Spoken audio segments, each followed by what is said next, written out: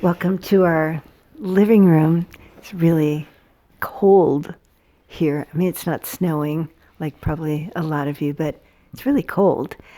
And we're enjoying this beautiful, cozy feeling with the fire.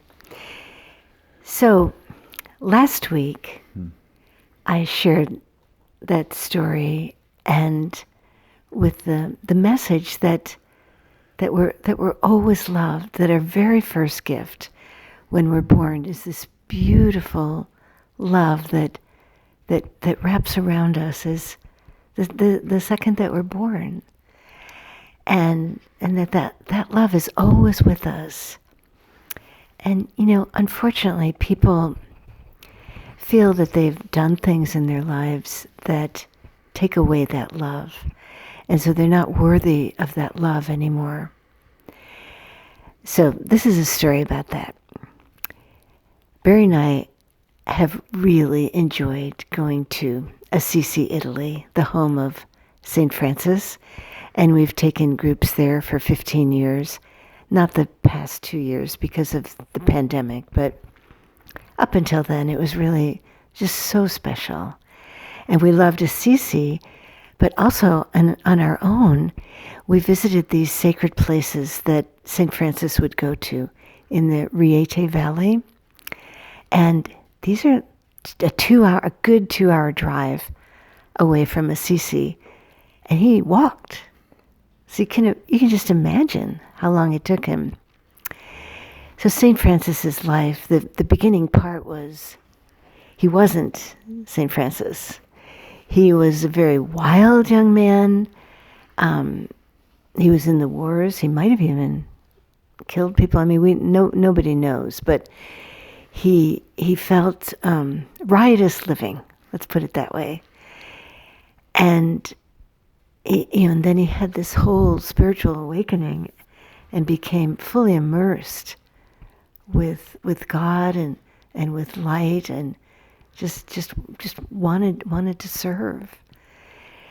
And then he began to realize that he didn't really deserve all this love, because he had done so many really bad things.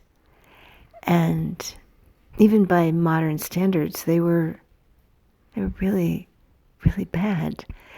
And so he learned of this cave, like a week's walk from Assisi, and he set out to go to this place. And he told his disciples that he was not going to return until he could feel forgiven, because he had done all these things that he was so ashamed of. And it's a cave way up in the mountains. And he was there, I don't know how long. Nobody really knows. A really long time. Yeah. And then an angel appeared to him and assured him of his forgiveness. But people make pilgrimages there, and we decided to go also. It's quite a walk. It's not like climbing a straight up mountain, but it's a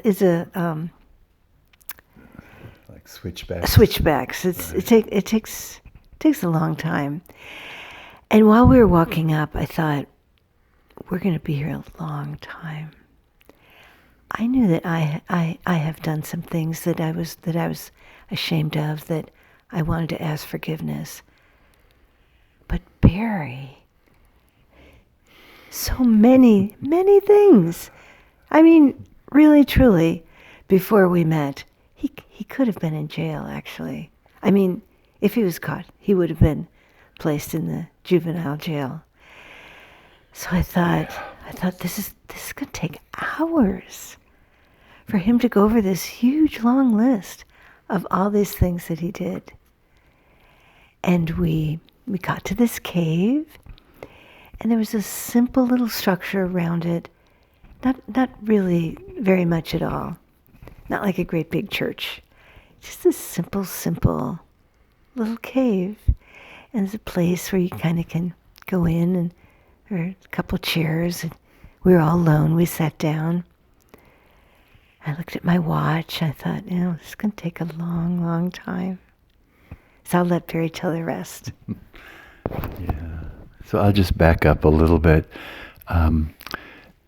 St. Francis, as Joyce mentioned, when he first decided to go into this cave, and the place is now known as Poggio Bustone, the place of forgiveness. But when he went in, he was determined actually to just stay in the cave and meditate and pray, and he wasn't going to leave until he knew for certain that he was 100% forgiven by God for all of his transgressions. And nobody knows how long he actually was in there, but in fact, he did receive a very clear message that he was completely forgiven. And that was really the beginning for him of his journey into service, of actually preaching and being out in the world. So anyway, back to Joyce and me, and Joyce is right. I had a long list of my transgressions, and I also was really committed to just being in this holy place where this incredible energy was, and I was prepared to stay in there as long as it took, So we sat down, and I kind of had this image of, okay, Joyce is probably going to be there for a nice amount of time, and then she'll probably go outside and wait for me, to finish with my long list. I probably was sitting with my eyes closed for less than 3 minutes, and I don't know how to describe it, but I felt almost overwhelmed with the feeling that I was, of course, completely forgiven. And I mean, God looked at me and the things I did, and the angels looked at me and thought, well, this is, you just needed to do all that stuff. And it's hard for me to describe the feeling, but I felt light as a feather. I felt like, of course I'm forgiven. Of course. That there's nothing any of us have ever done that takes away our beautiful, loving, deserving innocence. So I remember I kind of jumped up and I started dancing and I was just so happy. And Joyce was very confused. She didn't know what was going on. But it's that's the truth. No matter what we've done in our lives, it doesn't take away our beauty and our innocence and the fact that we are completely forgiven by God.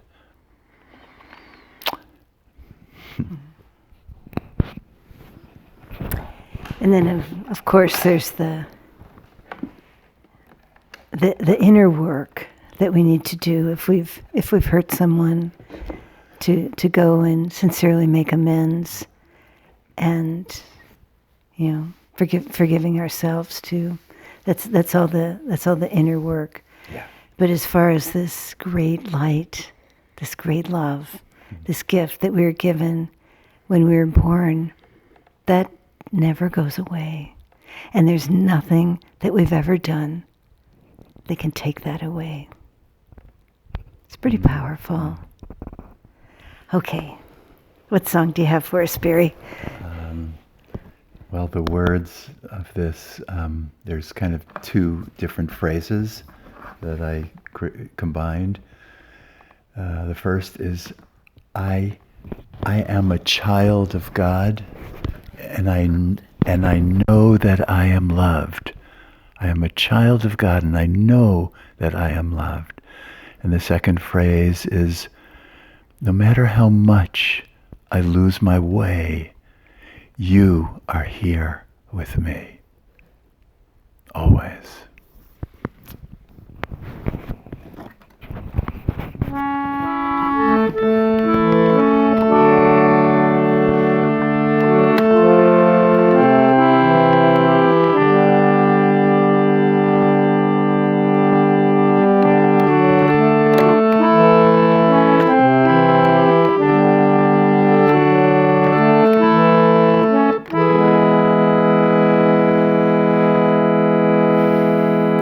I am a child of God, and I know that I am loved.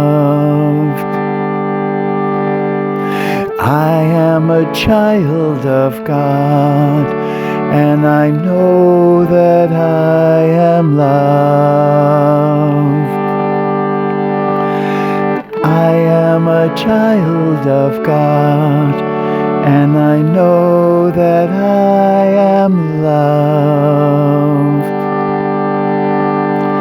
I am a child of God, and I know that I am loved. No matter how much I lose my way, you are here with me. No matter how much I lose my way, you are here with me. No matter how much I lose my way, you are here with me. No matter how much I lose my way, you are here with me. I am a child of God, and I know that I am loved. So say that to yourself. I am a child of God, and I know that I am loved. No matter how much I lose my way, you are here with me. Always forgiving, always loving, always seeing my holiness.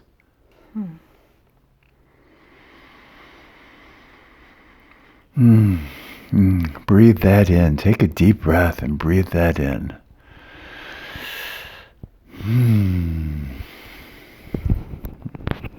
So I think that's the homework we're going to give you for this week. Yeah. Can you just say the first part of that, Barry? I am a child of God, and I know that I am loved. Okay, we need to say that to ourselves several times a day and really take it in. All right. Well, thank you. We always feel so blessed when you open the video and you watch this and when you comment. It's very, very special for us too. Yeah, and it's very special when you share it with your friends too. Yeah. Thank you. All right. Thank you. Okay, bye. Isn't the fire pretty?